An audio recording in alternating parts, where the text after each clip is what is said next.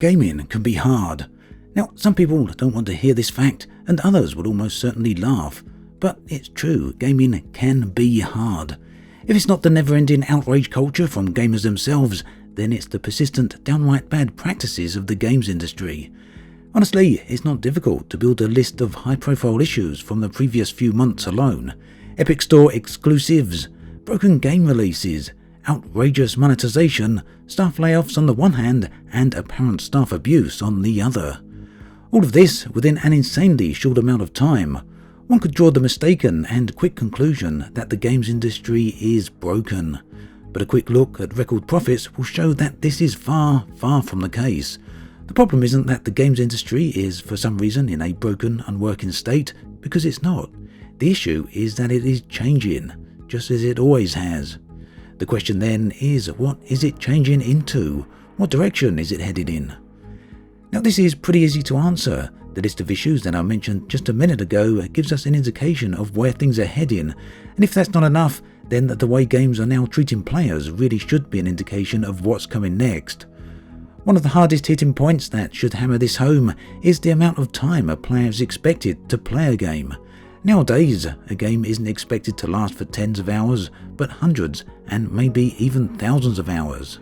Sure, I'm being kind of facetious here and I've used some extreme examples, but these are also highly relevant examples because they represent the current next big thing, the next thing the games industry is chasing. As a gamer though, as someone that actually sits and plays the games, it's hard not to notice the impact that this is having on the games themselves. First and foremost, I personally noticed this with the time required to invest into a game nowadays.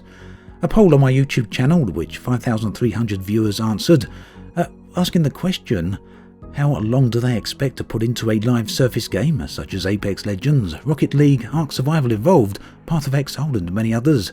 The top answer was that 46% of people are willing to put between 100 and 1,000 of hours into one of these games. That's a pretty hefty number, especially when you consider that generally speaking, the longer a person plays a game, the more likely they are to spend additional money on the game. And money is really what it's all about. In a previous age, AAA games were purchased for full price and maybe played for 40 or 50 hours, and even then, that would have been considered a lot of hours for a game, something like Mass Effect series or GTA 4. That's no longer enough though, because those games cannot be monetized in the same way as live service games. Now that's all fine and dandy, but as a gamer, I'm interested in how this is impacting my gaming sessions, and it really is impacting them. The trouble is that many of these hours are empty calorie gaming essentially designed to encourage the player to chase the next carrot.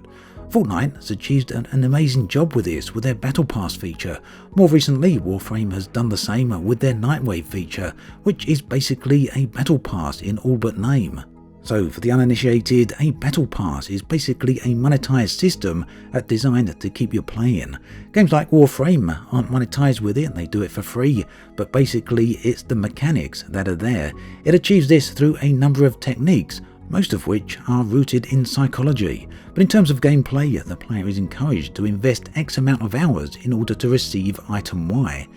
It can be visualized as a tiered system. The more time you put in, the more items you gain in return, and likely the better the quality of those items. Warframe's Nightwave is a classic example of this. Repeat an activity enough times and you earn points. Earn enough points and you can use them on unlocks. The catch: these unlocks are time limited. If you don't earn the points within the valid time frame, the unlocks will take over onto something else. You missed out. The moment I got that feeling of missing out in Warframe, I stopped playing their Nightwave feature. Now don't get me wrong, I love Warframe and I seriously enjoy the gameplay, but I'm really not a fan of these tricks. I play Warframe because I enjoy it. Yet it seems that these types of systems, whether they're battle passes or other types of unlocks, are engaging players in huge numbers. Whether it's Apex Legends, Fortnite, Rocket League or many other games. Now I'm not saying these games aren't fun, far from it in fact. What I am saying though is that these games encourage a huge time commitment, and that can be hard. Sure, it's a choice to pick up a live service game rather than a regular game. It's a choice to pick up The Division 2 rather than Octopath Traveler. That said, I think there's a genuine and to some degree legitimate concern that in the end, the choice between regular games and live service games is going to disappear. It's a concern that has only been heightened by an article from Kotaku covering the troubled development of Dragon Age 4, which internally at BioWare has gone through many iterations, at one point being codenamed Joplin. The real kicker here is that the Kotaku article suggested that EA are looking at making the next Dragon Age game a live service game. Now keep in mind that traditionally Dragon Age titles have been epic single-player games with a massive single-player focused story. Here's a quote from the article. A tiny team stuck around to work on a brand new Dragon Age 4 codenamed Morrison that would have been built on Anthem's tools and codebase. It's the game being made now. Unlike Joplin, this new version of the 4th Dragon Age is planned with a live service component, built for long-term gameplay and revenue. One promise from management, according to a developer, was that in EA's balance sheet they'd be starting from scratch and not burdened with 2 years of money that Joplin had already spent. Question was, how many of those ideas and prototypes would they use? Now, the Kotaku article is well worth reading. Do have a look, it's linked below. It goes into extensive detail and paints, well, quite a bleak picture, I guess. So, whilst the information on Kotaku states that EA may still keep Dragon Age a single-player story, it appears that there's a massive push within EA to build the game with a live service element that keeps players coming back for more. Using the Anthem tools and codebase for this would have all manner of implications for the game. But what this ultimately means for gameplay is anyone's guess. Could it mean the introduction of battle pass systems and other heavy time-intensive game mechanics? Damn, I really hope not.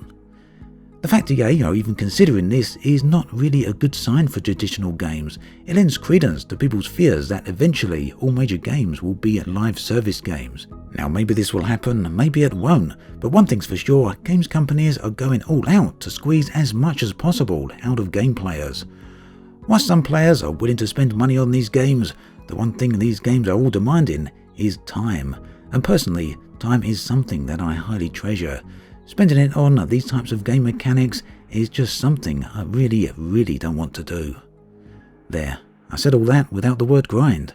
As always, thanks for watching, and I'll catch you guys and girls next time.